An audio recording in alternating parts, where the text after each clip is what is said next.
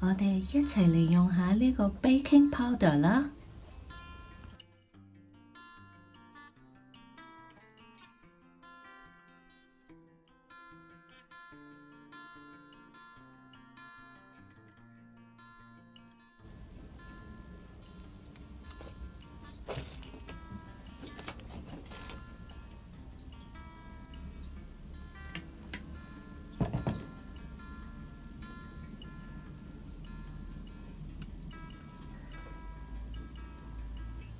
佢呢度有少少粒子嘅。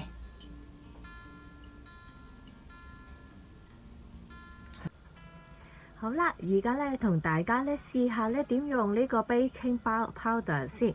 咁咧入邊咧一開始咧我以為咧係粉狀嘅，但係咧好 surprise 開佢嘅時候咧就係一啲cream 狀㗎啦。不過咧我摸到咧都係咧有啲粒子喺入邊嘅。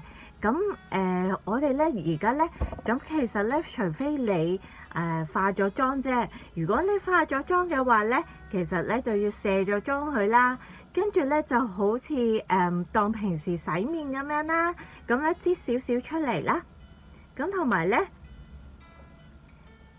你哋咧就好似平時洗面咁先濕咗塊面先，咁我咧就先試少部分俾你哋睇啦。咁咧我濕咗一部分啦，咁譬如你就當平時洗面咁樣，咁咧咁嗰啲磨砂膏咧擠咗咁上下嘅大細啦，咁咧濕啲水落去，好啦，輕輕咧去磨砂喎，唔好太大力，因為太大力咧，其實咧會嗰啲皮膚會受傷嘅。咁咧就細細地。可能你如果有留意到自己咧，可能咧通常咧呢啲鼻翼位啊，會毛孔粗大啦。咁咧其實咧我自己都用過一次嘅。咁用過一次咧就係嗰啲毛孔啊真係收細咗。咁其實咧佢呢個咧有3合1嘅功效嘅，有磨砂啦、潔面啦、爽膚嗰個功效。咁咧鼻翼位咧你可以咁樣向前推，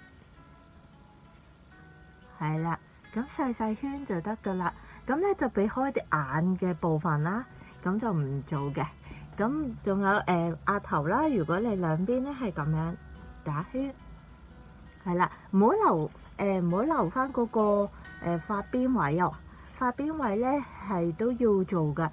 做完之後咧就用水洗咗佢，就會好乾淨。咁咧上妝亦都咧好貼服嘅。咁大家可以試下啦。